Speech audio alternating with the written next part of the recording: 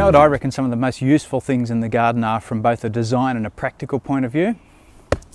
Retaining walls. Whether they're large or small, timber, stone, or masonry, you can use them to bring an area to level, allowing you to create gardens, lawns and pathways. I'm going to add 2 low timber walls across here so that I can make a pathway to make it nice and easy to get into our garden. The wall on this side is going to be 400 millimeters or 2 sleepers high, and I'm going to inset a step into this section here.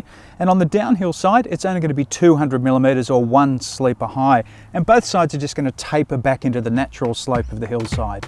The construction technique I'm using is best described as post and rail. The posts, or uprights, are going to support the rails, the horizontal sections. So what you need to build a simple timber wall? Sleepers. All of them are treated pine suitable for in-ground use. You'll need screws. Now because I'm adding a step, I'll need a mix of 75mm, 100 and 125mm bugle batten screws. Quickset concrete, at least 1 bag for each post hole, and there's a post hole every 1.2 metres. The looser the soil and the deeper your post holes, the more concrete you're going to need per post hole. And before you go digging any holes, check with dial before you dig to make sure there's no services in the area. I've had my report come back and I'm good for Telstra, gas and water, so I can start digging. I'll need to put a bit of drainage in behind my retaining wall. Now normally that means I'd grab myself a big roll of agricultural drainage pipe, but I've found this cool new product. This is called Stretch Drain. Looks like it's only a couple of metres long, doesn't it? Well, this is in fact 16 metres of 65mm drainage pipe. Grab one end and it simply expands out and it can bend around all sorts of corners. So much easier to handle than wrestling with a giant roll of pipe. You just cut it to any length you need or squash it back down, and then you can just fit all the different bits and pieces you need onto the ends of it to join it into virtually any pipe system. First, our set out. I'm running a line in keeping with the wall in the garden and the width of the existing entry. The easiest way to get it accurate is with a string line and then use some set out paint. And it's time to get digging. I'm using a technique called cut and fill. I'll stockpile the material I'm removing and use that to create levels and for fill behind the wall. I'm also carefully lifting and saving some of the turf for reuse. All my services surveys came back telling me there was no pipes in the area. But what do I find? One very old and rusty pipe. This is why it pays to take care when you're digging, even if you think you know it's underground. Now I'm 95% sure that this is a redundant water pipe, because the only pipe that's supposed to be here, according to the surveys, was a gas pipe further out that way. But I'm not going to take any chances. What I'll do is I'll adjust my levels a little bit and I'll cover it over and leave a mark on the wall so I know it's there in the future. Well, thanks to my mystery pipe, I've had to change plans a little bit. So what was going to be dead level is now running uphill slightly. I decided to put in the downhill wall first to allow me to more easily profile my soil off. It just gives me a line to follow to get my excavation right, and it's a lot neater than having string lines around that you're getting tangled in.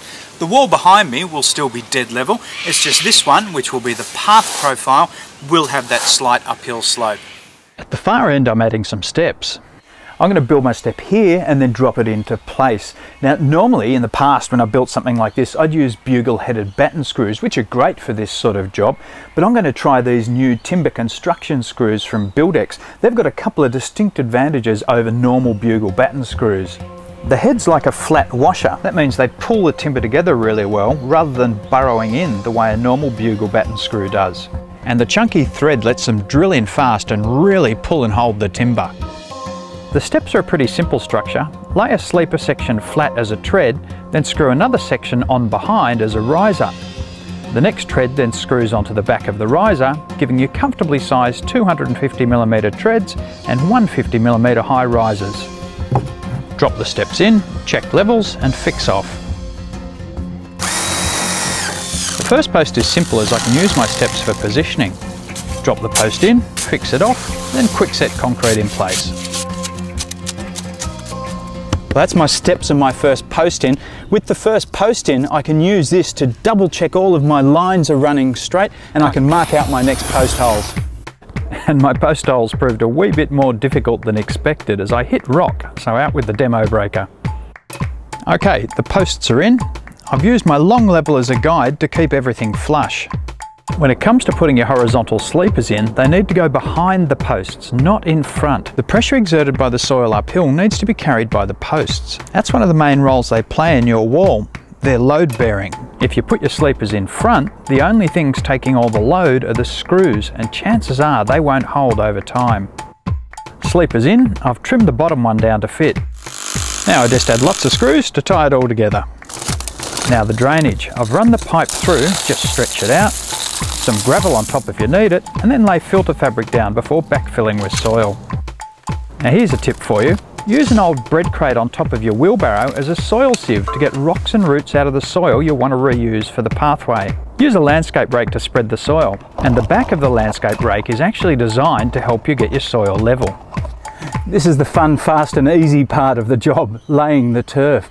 And a tip, if you've got a straight edge and you're laying turf, run along the straight edge first and then trim everything else in later. I'm on the home stretch now. What do you reckon? Well, that just goes to show you what an amazing difference a simple wall can make.